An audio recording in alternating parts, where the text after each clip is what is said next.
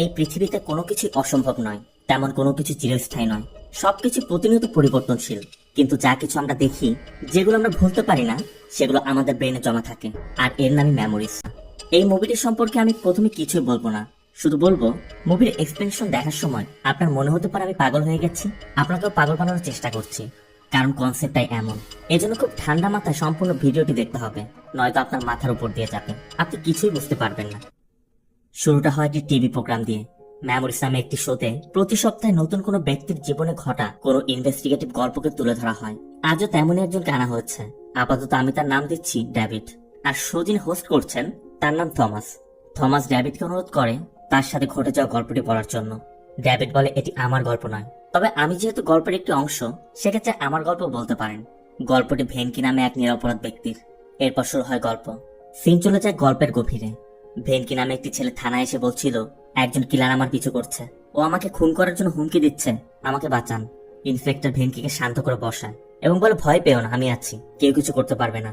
Police সদস্যরা check করে দেখে বাইরে কেউ নেই। ইন্সপেক্টর জানতে চায় তুমি কোথা থেকে এসেছো আর কি হচ্ছে বলো তো, কিলার কেন তোমার পিছু করছে? এই ঘটনার উত্তর জানতে আমাদের পিছে ফিরে যেতে হবে। গভীর জঙ্গলের মাঝে একটি পুরাতন বাড়ি। ভেনকি অচেতন অবস্থায় পড়ে আছে। জ্ঞান ফিরতে ভেনকি বুঝতে পারে সে আহত, তাকে এখানে ট্রিটমেন্ট দেওয়া হচ্ছে। ঘরটি একটি ছোটখাটো ল্যাবরেটরির মতো, তবে ভেনকির অচেনা। ভেনকি সবকিছু দেখে ঘাবড়ে যাচ্ছিল। চারদিক ঘুরে দেখতে দেখতে হঠাৎ সেখানে একজন লোক আসে, যার নাম ডক্টর অভিনব। অভিনবই ভেনকিকে এখানে এনে ট্রিটমেন্ট দিয়ে সুস্থ করেছে। ভেনকি অভিনবের কাছে জানতে চাচ্ছিল আপনি কে, আর আমাকে কেন এখানে আটকে রেখেছেন। অভিনব ভেনকির মাথার ব্যান্ডেজটি কেটে দেয় এবং বলে আমি তোমার কোনো রিলেটিভ না, কিন্তু তুমি আমার জন্য সবকিছু। কিন্তু ভেনকি জানতে চায় আমি কে, আর এটা কোন জায়গা। অভিনব ভেনকির স্বাস্থ্য পরীক্ষা করে বলে সবকিছু ঠিক আছে, তুমি আমাকে বাঁচিয়েছ। কিন্তু ভেনকি কিছুই বুঝতে পারছে না। অভিনব আর কোনো কথা না বলেই সোজা কারে গিয়ে কার স্টার্ট করে এবং ভেনকিকে ইশারা করলে ভেনকিও কারে উঠে পড়ে। চলতে চলতে তখনও ভেনকি বারবার প্রশ্ন করে যাচ্ছে আপনি কে, আমাকে কেন আটকে রেখেছেন, আর আমি তো এটা বুঝতে পারছি না আমি নিজেকে। অভিনব বল তাহলে আগে খুঁজে বের করো তুমি কে, যখন তুমি খুঁজে পাবে তখন আমাকে ক্লিয়ারলি দেখতে পাবে। কথার মাঝে ভেনকি কারের ড্যাশবোর্ডে একটি পত্রিকা দেখতে পায়, যেখানে ভেনকির ছবি ও তার পাশে দুজনের ছবি দিয়ে প্রকাশিত হয়েছে ভেনকি ওই দুজনকে খুন করেছে, এখন পুলিশ তাকে খুঁজছে। ভেনকি তো পুরোই অবাক। ভেনকি বলে স্যার আমি কি তাদের খুন করেছি, কিভাবে এটি হলো? অভিনব বলে খুন করে আমার কাছে প্রশ্ন করলে আমি কিভাবে উত্তর দিব? তুমি যা করেছো সেজন্য তোমাকে মেরে ফেলা উচিত, কিন্তু অ্যাক্সিডেন্টে তুমি তোমার স্মৃতি হারিয়েছো। এখন তো তুমি এটাও জানো না তুমি কে। এখন তোমাকে খুন করে কি লাভ? আমি তোমাকে 17 ঘন্টা সময় দিচ্ছি। তোমার সময় শেষ হওয়ার পূর্বে তুমি খুঁজে বের করো কে তুমি আর কি করছিলে, কারণ এরপর তুমি আর জীবিত থাকবে না। কথা বলতে বলতেই সামনে একটি পুলিশ চেকপোস্ট পড়ে। পুলিশ ভেনকিকে দেখা মাত্র চিনে ফেলে এই সেই খুনি। তবে ধরার আগে অভিনব কার নিয়ে পালিয়ে যাওয়ার চেষ্টা করে। পুলিশও তাদেরকে ধরতে পিছু করছিল, তবে কিছু দূর যেতেই অভিনব জঙ্গলের ভিতর ঢুকে যায়। তখন পুলিশ জিপটি একটু উঁচু হওয়াতে পুলিশ আর এগোতে পারছিল না। এরপরই অভিনব কিছু দূর গিয়ে ভেনকিকে নামিয়ে দেয় এবং বলে তোমার সময় শুরু হয়ে গেল। ভেনকি তখন দৌড়াতে শুরু করে। একে তো নিজে কে তা জানে না, তারপর অভিনব তাকে মারতে চাচ্ছে, পুলিশ তাকে খুনের জন্য খুঁজে বেড়াচ্ছে। এত কিছু কিভাবে কি হলো ভাবতে ভাবতে ভেনকি দৌড়াচ্ছিল। এর মাঝে সারাভানাম নামে একটি নম্বর থেকে ভেনকির কাছে একটি কল আসে। রিসিভ করতে সারাভানাম বলে ভেনকি কোথায় তুই, কিন্তু ভেনকি বুঝতে না পারায় কলটি কেটে আবার দৌড় শুরু করে। দৌড়াতে দৌড়াতে একসময় ক্লান্ত হয়ে ভেনকি বসে পড়ে, আর তখনই তার চোখ পড়ে তার হাতের দিকে, যেখানে জানাকি নামে একটি ট্যাটু করা ছিল। কিন্তু ভেনকির কিছুই মনে পড়ছে না। এর মাঝে আবারও সারাভানাম কল করে তার লোকেশন জানতে চায়। ভেনকি তখন পাশের এক দোকানদারের কাছে ফোনটি দিলে সে লোকেশন বলে দেওয়ার পর সারাভানাম এসে ভেনকিকে পিক আপ করে নিয়ে যায়। সারাভানাম বলছিল আমার বিশ্বাস হচ্ছে না তুই টাকার জন্য খুন করতে পারিস। ভেনকি বল খুন করেছি আমি তো বুঝতেই পারছি না কি হচ্ছে। সারাভানামের কথা এত কিছু করার পর এখন ইনোসেন্ট সাথে ভান করছিস, আমি 6 দিন দূরে ছিলাম আর এর মাঝে এসব করে ফেললি তুই। তখন ভেনকি প্রশ্ন করে বসে ভাই কিছু মনে করো না, তুমি কে বলো তো? সারাভানাম বলে আমি তোর বন্ধু, আমাকে চিনতে পারছিস না? এদিকে পুলিশ ভেনকিকে খুঁজছে, আবার ভেনকির ক্ষুধাও লেগেছিল, তাই সারাভানাম ভেনকিকে তাদের পরিচিত একটি রেস্টুরেন্টে নিয়ে যায়, যেখানে তারা সবসময় যেত। রেস্টুরেন্টে যাওয়ার পর ভেনকি সারাভানামের কাছে নিজের সম্পর্কে জানতে চায়। তখন সারাভানাম বলে তুই আর আমি যে ইঞ্জিনিয়ারিং কলেজে পড়াশোনা করতাম, কলেজে থাকাকালীন তোর সিনেমার ইন্টারেস্ট ছিল, তুই ডিরেক্টর হতে চেয়েছিলি। পড়াশোনা শেষ করে আমি আমার পারিবারিক ব্যবসা দেখতে চলে আসি, আর শুনেছিলাম তুই চেন্নাইকে অ্যাসিস্ট্যান্ট ডিরেক্টর হয়েছিলি, তবে তুই আমার বাড়িতে এসেছিলি। ঘটনা এখান থেকে 2 মাস পূর্বে। ভেনকি একটি মুভির শুটের জন্য প্লেস দেখতে এখানে এসেছে। সারাভানামের বাড়িতে যাওয়ার পর ওই রাতে তারা দুজন এই রেস্টুরেন্টে এসে কথা বলছিল। ভেনকি মুভির স্টোরি নিয়ে তার সাথে আলোচনা করছিল, আর তখনই রেস্টুরেন্টে জানাকি নামে একটি মেয়ের এন্ট্রি হয়। তবে শুধু রেস্টুরেন্টে নয়, জানাকি ভেনকির লাইফেও এন্ট্রি নেয়। প্রথমে পরিচয়, এরপর ভালোবাসা শুরু। এইসব শোনার পর ভেনকি বলে, আমি এসব করেছিলাম, আমি তো মনেই করতে পারছি না। তারপর কি হয়েছিল? সারা বনাম বলে, তুই প্রায় জানকির সাথে দেখা করতে এখানে আসতি। একদিন বললি তোর 20 লাখ টাকার দরকার। কিন্তু ভেনকির প্রশ্ন, আমি কেন 20 লাখ টাকা চেয়েছিলাম? তা জানতে সিন আবার ফ্ল্যাশব্যাকে। ভেনকি তখন জানাকির সাথে দেখা করতে এসেছিল। ভেনকি দেখে জানাকির মন খারাপ। কারণ জানতে চাইলে জানাকি বলে, আমার ছোট বোনের ব্রেন টিউমার, অপারেশন করাতে হবে। এর জন্য 25 লাখ টাকার প্রয়োজন। মায়ের গহনা বিক্রি করে 5 লাখের জোগাড় হয়েছে। এখন বাকি 20 লাখ টাকা কোথায় পাবো তাই ভাবছি। তাও আবার 1 সপ্তাহের মধ্যেই লাগবে। সব শুনে অনেক চিন্তা ভাবনা করে ভেনকি বলে, আমাকে তো বলেছো, চিন্তা করো না, আমি ব্যবস্থা করে দেব। এরপর ভেনকি সারাবানামের হেল্প চায়। সারাবানাম তখন তার বাড়িটি বন্ধক রেখে ভেনকিকে টাকার ব্যবস্থা করে দিতে চেয়েছিল। কিন্তু যার থেকে দিবে সে প্রপার্টির কাগজ দেখে এত টাকা দিতে রাজি হচ্ছিল না, কারণ প্রপার্টিটি গ্রামের। তাই সে চলে যায়। সারাবানান অবশ্য তাকে বোঝানোর অনেক চেষ্টা করছিল। এরপর সারাবানান বলে, আমি প্রপার্টির বিষয়ে 6 দিনের জন্য বাইরে যাচ্ছিলাম। একটাতে তুই আমাকে এসে বললি আজ রাতের পর সব সমস্যার সমাধান হয়ে যাবে। এই বলে বেরিয়ে গিয়েছিলি, আর টাকার জন্য তুই খুন করেছিলি, তাই না বল? তবে ভেনকি আবারও বলে, আমি জানি না, তবে আমি খুন করিনি। ভেনকি ভিতরে উত্তেজিত হয়ে যাচ্ছিল দেখে সারাবানান তখন ভেনকিকে নিয়ে একটু বাইরে বেরিয়ে আসে। আর ঠিক তখনই পুলিশের জিপটি এসে পড়ায় ভেনকি দৌড়ে জঙ্গলের মধ্যে চলে যায়। পুলিশ অবশ্য তার পিছু ছাড়েনি। তবে ভেনকি পুলিশের থেকে পালানোর পিছে একটি কারণ ছিল। ডেভিড বলে ভেনকি বুঝতে পারছিল না ওকে আর এসব কি হচ্ছে, তবে এতটুকু বুঝতে পারছিল ওকে ফাঁসাচ্ছে। আর এই সকল কিছুর উত্তর খুঁজে পেতে হলে ওকে বেঁচে থাকতে হবে, ওকে পালাতে হবে। মূলত এজন্যই ভেনকি পালিয়ে বেড়াচ্ছে। এ যাত্রা ভেনকি পুলিশের হাত থেকে বেঁচে যায়। কিন্তু এরপরই কেউ ভেনকির মাথায় গান ঠেকিয়ে ভেনকিকে হাত পা বেঁধে কারে করে তুলে নিয়ে যায়। লোকটি ভেনকিকে একটি পুরাতন বাড়িতে নিয়ে যায় এবং জানতে চায়, আমার মেয়ে কোথায়, কি করেছিস আমার মেয়ের সাথে? এই লোকটির নাম রমেশ। ভেনকি রমেশকে বোঝাতে চায়, দেখুন, আমি স্মৃতিশক্তি হারিয়ে ফেলেছি, আমি বুঝতে পারছি না আপনি কি বলছেন। আর আপনার মেয়ে কোথায়? কথার ফাঁকে ভেনকি রমেশের গানটি নিয়ে বলে, আমি আগেও বলেছি আমি কিছু জানি না, তোর সাথে কি কানেকশন তাড়াতাড়ি বল। এরপর শুরু হয় রমেশের গল্প। ওই দিন রেস্টুরেন্টের লোন না পেয়ে যখন ভেনকি চিন্তিত ছিল, তখন রমেশ এসে ভেনকিকে একটি অফার দেয়।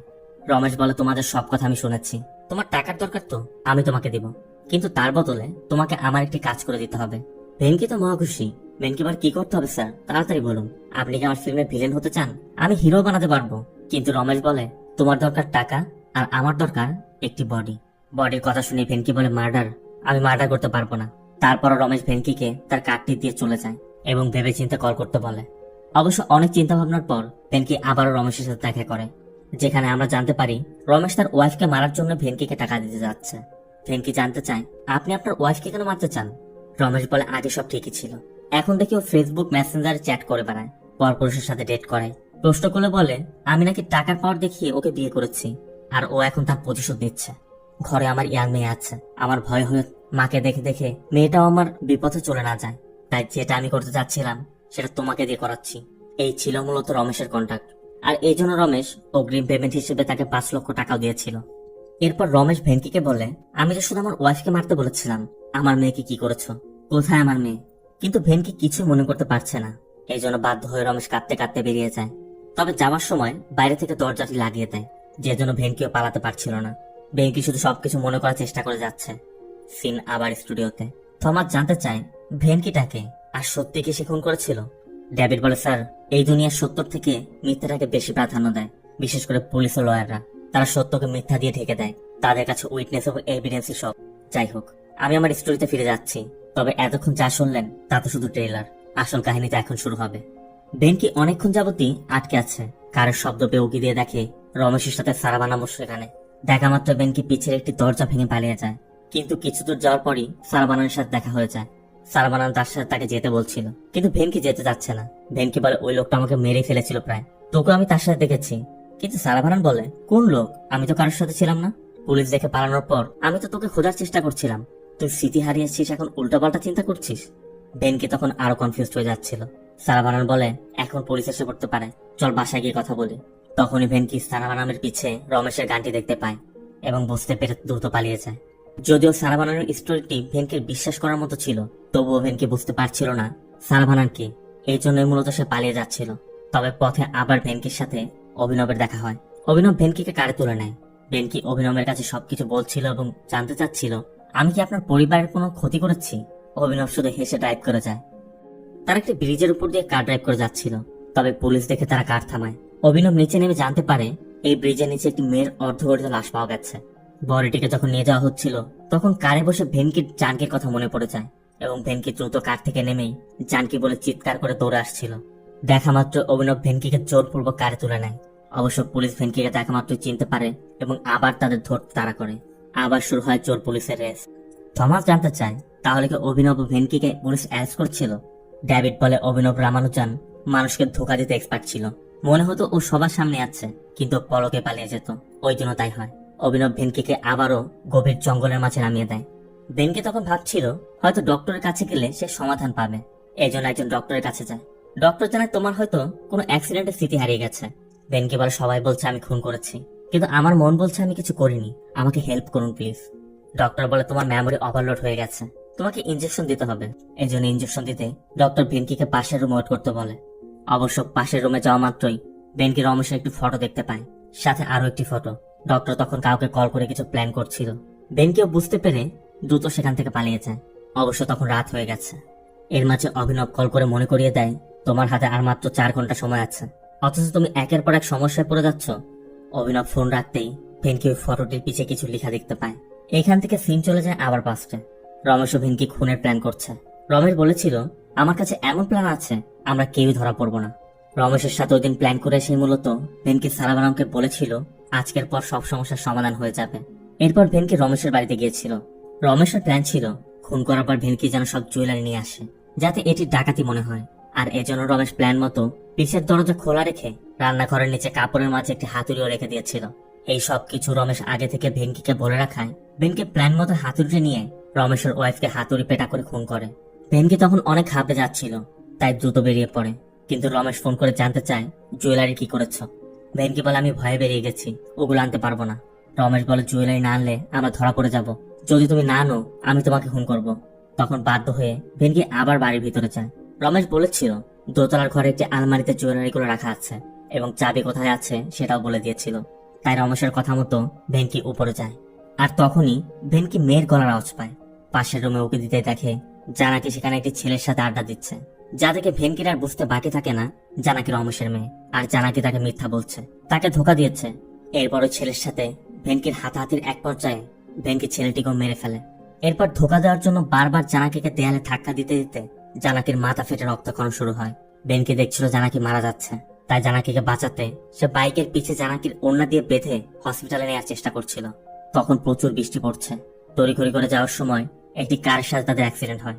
তবে দেখা যায় এটি রমেশেরই কার। রমেশ জানকিকে দেখা মাত্র বলছিল আমার মেয়েকে কেন এখানে এনেছিস, কিন্তু ভেনকির মাথা তখন ঠিক নেই। ভেনকি রমেশের গলায় কিছু পেঁচিয়ে তাকে শ্বাসরোধ করে। এরপর জানকিকে নিয়ে পাশের একটি ব্রিজের নিচে নিয়ে যায়। ভেনকি বারবার জানকিকে জাগানোর চেষ্টা করছিল। উপরে তখন পুলিশের জিপের সাইরেন বাজছে। তারপর জানাকিকে বাঁচানোর জন্য ভেনকি ডক্টর ডাকতে বেরিয়ে যায়। তার মানে জানাকির বডি এখানে কোথা থেকে এলো আর জানকি কিভাবে মারা গেল তা স্পষ্ট বোঝা গেল। তবে রহস্য এখানে থেমে থাকেনি। সিন আবার প্রেজেন্টে। ভেনকির হাতে সময় মাত্র 4 ঘন্টা। তবে ভেনকি আশ্চর্য হয়ে যায় তখনই যখন জানকিকে ওই রাতে একটি টিভি চ্যানেলে নিউজ পড়তে দেখে। তার মানে জানাকি মারা যায়নি। এদিকে রমেশ তখনও ভেনকির পিছু করছে। এই জন্য জীবন বাঁচাতে ভেনকি থানায় গিয়ে সাহায্য চায়, যে দৃশ্যটা মূলত আমরা প্রথমে দেখেছিলাম। ভেনকি তখন ইন্সপেক্টরকে বলে আমি ভেবেছিলাম জানকি মারা গেছে, কিন্তু ওকে আমি টিভিতে দেখেছি, বুঝতে পারছি না কি হচ্ছে এসব। তখন ইন্সপেক্টর বলে ওঠে তার মানে তুই ডক্টর রমেশ হত্যার আসামি। তোকে আমরা 6 দিন যাবত খুঁজে বেড়াচ্ছি। 4 জনকে খুন করে এসে নাটক করছিস তোকে কেউ মারতে তাড়া করছে। কিন্তু ভেনকি বলে স্যার আমি তো 2 জনকে খুন করেছি, আপনি 4 জনের কথা কেন বলছেন। ইন্সপেক্টর তখন ফাইল চেক করে দেখে যে রমেশের কথা ভেনকি বলছে তাকে মারতে ঘুরছে সেই রমেশ 6 দিন আগে মারা গেছে। ইন্সপেক্টর বলে ক্রাইম সিনে রমেশের বডির সাথে তুই যে জুয়েলারি চুরি করেছিস আর তোর ওয়ালেটে পাওয়া গেছে, এমনকি সেখানে ফিঙ্গারপ্রিন্টে বলছে তুই খুন করেছিস। কিন্তু ভেনকি বলছিল স্যার কোথাও নিশ্চয়ই ভুল হয়েছে। এরপরে আমরা থানার মাঝে অভিনবকেও দেখতে পাই। অভিনব ভেনকিকে বলে তুই যে সব করেছিস সব এভিডেন্সই আছে, এখন স্বীকার করে নেওয়া ছাড়া তোর কোনো রাস্তা নেই। তার মানে অভিনবী ভেনকিকে এই থানা পর্যন্ত এনেছে। অভিনব বের হয়ে যাওয়ার সময় আরেক অফিসারকে বলে যায় যত দ্রুত সম্ভব ওকে ম্যাজিস্ট্রেটের কাছে নিয়ে যান। তার মানে অভিনব পুলিশের হয়ে কাজ করেছে। অভিনবের পেছানো জালেই ভেনকি আটকে পড়েছে। কিন্তু এই ঘটনাগুলোর পিছের রহস্যটা মূলত কি ছিল, কে ছিল এর মূল মাস্টার মাইন্ড? এই প্রশ্নগুলো ডেভিড উত্তর দেয় অভিনব রামানুজান, যে একজন ডক্টর ছিল। আর এই নাটকটাও তারও পুলিশের বানানো। কি ভাবছেন নাটকের কথা বলছি? তাহলে নাটক কিসের? ডেভিড জানায় সারাবানাম যে কিনা ভেনকির বন্ধু পরিচয় দিয়েছিল, সে মূলত সত্যদেব রামানুজান, ক্রাইম ব্রাঞ্চের একজন অফিসার। সে অভিনব রামানুজানেরই ভাই। অভিনব ছিল একজন gold medalist criminal psychologist. Mind mapping এবং নার্কোটিক সায়েন্স থেরাপিতে সে উচ্চতর প্রশিক্ষণ নিয়ে এসেছিল। পুলিশের কাছে প্রমাণ ছিল ভেনকি খুন করেছে, কিন্তু একটি অ্যাক্সিডেন্টের পর ভেনকি তার স্মৃতিশক্তি হারিয়ে ফেলে। ভেনকির কিছুই মনে পড়ছিল না সে কি করেছিল। এই জন্য অভিনব, সারাভানাম এবং একটি টিম তৈরি করে কিভাবে খুনটি করেছে সেটা জানার জন্য তারা সবাই আলোচনা করে এই পুরো প্ল্যানটি করে নাটক সাজিয়েছে। এরপর অভিনবের পরামর্শেই ভেনকির সামনে তারা এই ঘটনাগুলোকে ঘটিয়েছিল। সবকিছু ছিল তাদের সেট করা, যাতে ভেনকি নিজের ক্রাইমের বিষয়টি মনে করতে পারে। জানকি, ডক্টর, এই ক্যারেক্টারগুলো তাদের ক্রিয়েট করা ছিল। এমনকি বিভিন্ন জায়গায় পুলিশের যে সিনগুলো ছিল সেগুলো তাদের লোক দিয়ে করানো হয়েছে। পুরো ঘটনায় এমন ভাবে ভেনকির মাথায় সাজিয়েছে, ভেনকি ধরে নিয়েছিল সেই খুনগুলো করেছে। সেই জন্য তারা এখন ভেনকিকে সাজা দিতে পারবে। তবে সমস্যা হয়ে দাঁড়ায় যখন জানা যায় ম্যাজিস্ট্রেটের কাছে নেওয়ার সময় ভেনকি পুলিশ জিপ থেকে পালিয়েছে। সবকিছু শোনার পর থমাস জানতে চায় ওরা দুই ভাই এই ড্রামাটি কেন সাজিয়েছিল, আর ভেনকি বা পালালো কেন। ডেভিড বলে কারণ ভেনকি তখনও বুঝতে পারছিল না ওর সাথে কি হচ্ছিল, এই জন্যই ও পালিয়েছিল। তবে পালানোর পরই ভেনকি ওই রাতে অভিনবকে কল করে আর সেই ল্যাবে ডাকে, কারণ সেখানেই অভিনব ভেনকির মেমোরিকে মুছে দিয়ে ক্রিমিনাল মেমোরি ঢুকিয়েছিল। অভিনব ল্যাবে ফিরে দেখে সেখানে সারাবানামের বডিটি পড়ে আছে, কারণ ভেনকি অভিনব আসার আগেই সারাবানামকে খুন করেছে। এরপর অভিনব ভিতরে গিয়ে ভেনকিকে খুঁজছিল। হঠাৎ অভিনব আয়নায় তাকিয়ে দেখে তার চুলদারি পাকা, সে বৃদ্ধ হয়ে গেছে। অভিনব তো পুরো হতবাক, এটা কিভাবে সম্ভব। আর তখনই আমরা ভেনকিকে পুলিশের পোশাকে দেখতে পাই।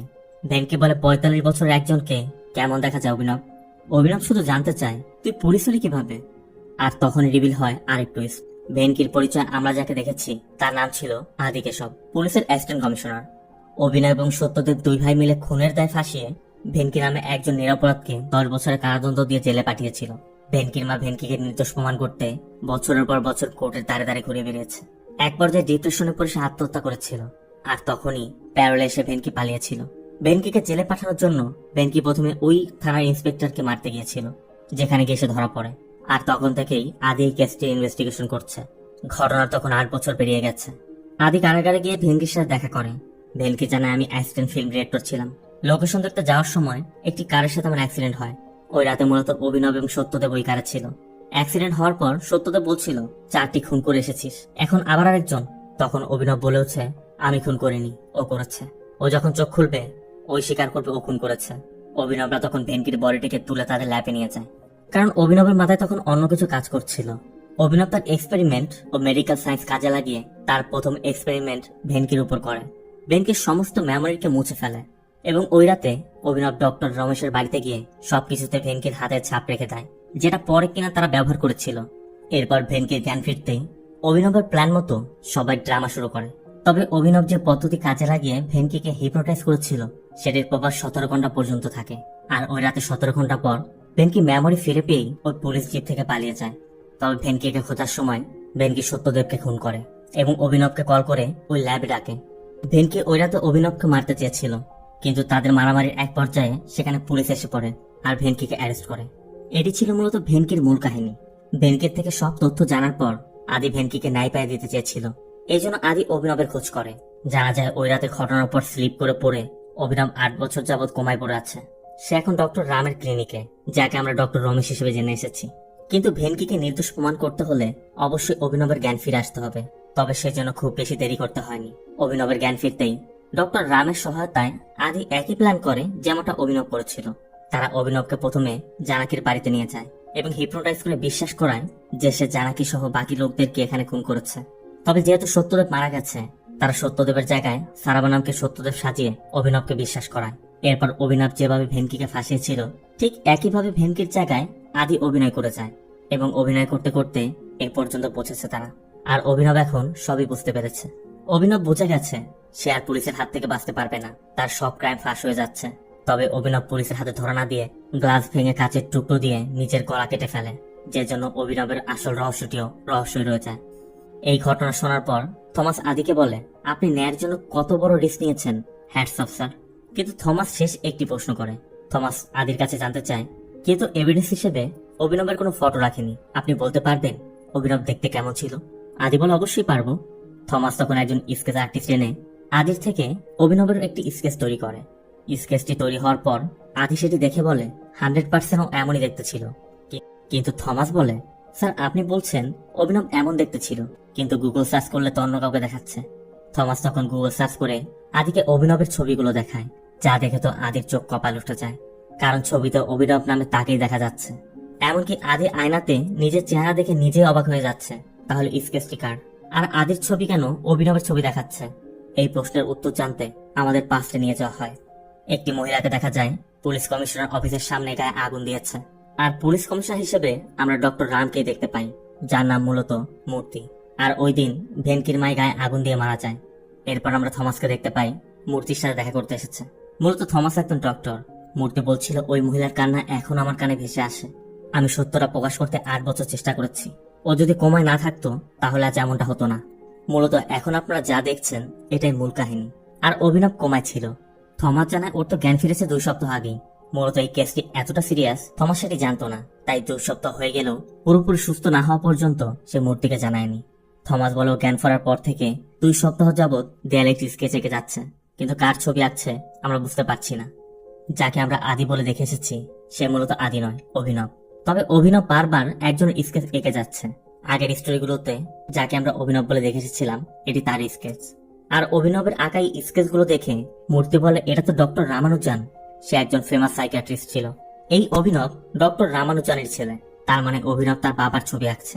তবে প্রশ্ন হচ্ছে নিজের ছবি না এঁকে কেন বারবার তার বাবার ছবি আঁকছে?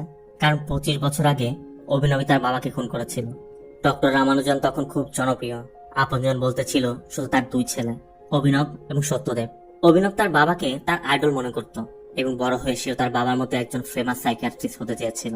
কিন্তু অভিনব একদিন জানতে পারে তার বাবার কাছে সে ল্যাবে থাকা ইঁদুর, খরগোশ বা ব্যাঙের মতোই। তার কাছে সন্তানের কোনো মূল্য নেই। অভিনব বাবাকে খুব ভালোবাসতো, কিন্তু তার এই কথা অভিনব কোনো কিছুতে মেনে নিতে পারেনি। সেজন্য রাগের বশে অভিনব তার বাবাকে গলা কেটে খুন করেছিল। কিন্তু অভিনব যেহেতু তার বাবার মতো হতে চেয়েছিল, তখন থেকে সে নিজেকে ডক্টর রামানুজান ভাবতে শুরু করে। অন্যরা যাকে অভিনব হিসেবে দেখছে, কিন্তু অভিনব তার মাঝে রামানুজানকে কল্পনা করছে। মূলত এই জন্যই কিন্তু অভিনবের স্কেচ আঁকতে গিয়ে সে তার বাবার স্কেচের কথা বলে দিয়েছিল।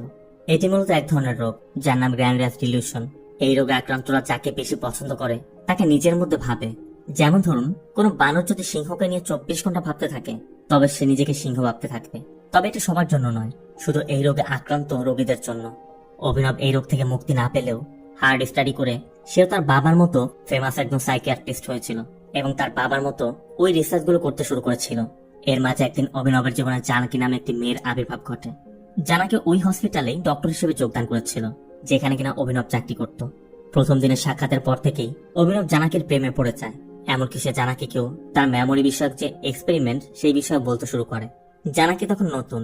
অভিনবের এইসব দেখে জানাকিও শেখার জন্য অভিনবের সাথে ঘনিষ্ঠ হয়ে ওঠে। একদিন অভিনব জানাকির কাছে জানতে চায় তোমার কোন রিলেশন আছে? জানাকি জানায় ছিল, তবে আমি ভুলে যাওয়ার চেষ্টা করছি। আর অভিনব তখন এই সুযোগটা নেওয়ার চেষ্টা করে। মূলত অভিনব জানাকিকে খুব পছন্দ করত। পরবর্তী দিনে অভিনব জানকীকে প্রপোজ করে বসে, কিন্তু জানাকি বলে আমি অলরেডি একজনকে ভালোবাসি, আর আপনার থেকে এটা আশা করিনি। জানকী তাকে রিফিউজ করে দিচ্ছিল, কিন্তু অভিনব সেটা মানতে পারছিল না। তাই জানকীর মুখ চেপে ধরে বলছিল এগুলো বলো না, আমি সহ্য করতে পারবো না। এক পর্যায়ে জানাকি বিরক্ত হয়ে বলে ওঠে তোর মতো মানুষকে কে ভালোবাসবে? কোনো মেয়েই তোকে ভালোবাসবে না। সবার সামনে অভিনব তখন অপমান হয়। অভিনব বারবার জানকীকে তার ভালোবাসার ফিলিংসটা বোঝানোর চেষ্টা করে, কিন্তু জানাকি সবার সামনেই তাকে প্রত্যাখ্যান করে চলে যায়। অভিনব ছিল এখানে একজন বড় ডক্টর, তাকে সবাই অনেক সম্মান করত। কিন্তু এই ঘটনার পর সবাই তাকে দেখে হাসতে শুরু করে। সম্মান হারিয়ে হৃদয় ভেঙে অভিনব তখন আরো বেশি আগ্রাসী হয়ে উঠছিল জানকীকে পাওয়ার জন্য। এজন্য অভিনব জানকীর বাড়িতে যায়। জানকীর বাবা ছিল ডক্টর রমেশ। অভিনবের হাতে হাতুড়ি দেখেই রমেশ বলছিল ও ছোট মেয়ে, ও তো তোমার বোনের মতো, ও বুঝতে পারেনি। এখানে আমরা আরো জানতে পারি জানাকি অভিনবের বিষয়ে তার বড় ভাই যে কিনা পুলিশ ইন্সপেক্টর সত্যদেব তার কাছে কমপ্লেন করেছে। আর এই বিষয়টি অভিনব মেনে নিতে পারছে না। অভিনব বারবার জানাকি কোথায় জানতে চাচ্ছিল। তখন জানকীর মা গিয়ে এলে রাগের মাথায় অভিনব প্রথমে জানকীর মাকে, এরপর জানকীর বাবাকে খুন করে। কিছুক্ষণের মধ্যে জানকী তার বয়ফ্রেন্ডকে নিয়ে এলে অভিনব জানকীর বয়ফ্রেন্ডকে খুন করে। এরপর জানকীকে বলে এবার কেউ বাধা দিবে না, চলো আমরা বিয়ে করি। কিন্তু জানাকে বলে দেয় আমি তোমাকে পছন্দ করি না। আর এই জন্য অভিনব জানকীকে খুন করে। মূলত অভিনবকে কেউ পছন্দ করে না এটা অভিনব মেনে নিতে পারে না।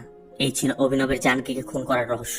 যে খুনের দায়ে অভিনবের সত্যদেব তাদের পাওয়ার অফ ব্রেনকে কাজে লাগিয়ে নিরাপরাধ ভেনকিকে জেলে পাঠিয়েছে। অভিনব ভেনকির ব্রেন ওয়াশ করে তাকে খুনের দায় স্বীকার করে নিয়েছিল, যাতে তারা বেঁচে যায়। আর ওই সময় মূর্তি সেখানে এসআই ছিল। প্রমোশন পেয়ে পেয়ে সে এখন কমিশনার। তখন থেকে মূর্তি সবকিছু এক্সপোজ করার জন্য চেষ্টা করে আসছে, কিন্তু মূর্তি ভালোভাবে জানতো ডিপার্টমেন্টের অনেকে এর সাথে জড়িত ছিল, তাই সে এক্সপোজ করতে পারছিল না। মূর্তি থমাসকে বলে, এখন কিভাবে আমরা এই রহস্য উন্মোচন করতে পারবো, ওর কাছ থেকে কিভাবে স্বীকারোক্তি নিব? থমাস বলে, না স্যার, ক্রিমিনাল মেমোরি ফিরে এলে ওর ক্রিমিনাল মাইন্ডই কাজ করে। অভিনব যে থিওরি কাজে লাগিয়ে ভেনকির মেমোরি মুছে দিয়েছিল, থমাস সেভাবে অভিনবের মেমোরিটি মুছে দেয়। এরপর প্ল্যান মতো এক একজনকে এক একটি রোল দিয়ে অভিনবের কাছে ওই স্টোরিগুলো বলতে শুরু করে। অভিনবের ব্রেনে তারা এমন ভাবে ওই স্টোরিগুলোকে সাজিয়ে দেয়, অভিনব বিশ্বাস করে নেয় আসলে সে একজন সৎ পুলিশ অফিসার ছিল, যে কিনা তদন্ত করে অভিনব রামানুজনের ওই 4টি খুনের রহস্য বের করেছিল এবং ভেনকি নির্দোষ ছিল। অভিনবই ভেনকিকে ফাঁসিয়েছিল। এই জন্যই মূলত অভিনব নিজেকে আদি ভেবে অভিনবের বিরুদ্ধে সবকিছুই বলে দিয়েছে। সে সেভাবেই সব বলেছে যেমনটা থমাসটা তাকে বলাতে চেয়েছিল। মানে শুরু থেকে এ পর্যন্ত যা কিছু আমরা দেখে এসেছি, ভেনকির স্টোরি জানার পর থমাস ও মূর্তি ওই স্টোরিটি অভিনবের মাথায় ঢুকিয়েছে এবং সব প্রকাশ্যে এনেছে। আর ওই টিভি শোটিও ছিল তাদের সাজানো নাটক। এখন তাদের কাছে অভিনবের নিজের মুখে বলা স্বীকারোক্তি আছে যে অভিনবকে ওই দিন ওই 4 জনকে খুন করে ভেনকিকে ফাঁসিয়েছিল। অবশ্য অভিনব এখন স্বাভাবিক, সে এত খুন কি করেছে তাও তার মনে নেই। তবে পুলিশের কাজ শেষ, তারা অভিনবের স্বীকারোক্তি কাজে লাগিয়ে ভেনকির মুক্তি দেয় এবং অভিনবকেও জেলে পাঠায়। এভাবেই অভিনব নিজের জালে নিজে ফেসে গেল। নিরপরাধ ভেনকি মুক্তি পেল। তবে আপনাদের বোঝার স্বার্থে আবার বলছি, ভেনকির সাথে অভিনবরা যা করেছিল এগুলো জানার পর মূর্তি এবং ডক্টর থমাস প্ল্যান করে কিন্তু অভিনবের মাথায় ওই স্টোরিটি ঢুকিয়েছিল, যেই স্টোরিটি কিনা অভিনব তৈরি করেছিল। তবে মুভিটির প্লট এমন ভাবে দেখানো হচ্ছে যার অনেক কিছুই ইললজিক্যাল। তারপর সাসপেন্সের দিক থেকে আমার কাছে খারাপ মনে হয়নি, তবে মুভিটিকে একটু জটিল ভাবে উপস্থাপন করা হয়েছে, আর একটু সহজ হতে পারত। যাই হোক, মুভিটি কেমন লাগলো কমেন্ট করে জানাবেন। আর ভিডিওটি ভালো লাগলে ভিডিওতে লাইক দিয়ে চ্যানেলটিকে সাবস্ক্রাইব করতে একদম ভুল করবেন না। এতক্ষণ আমাদের সাথে থাকার জন্য ধন্যবাদ সকলকে।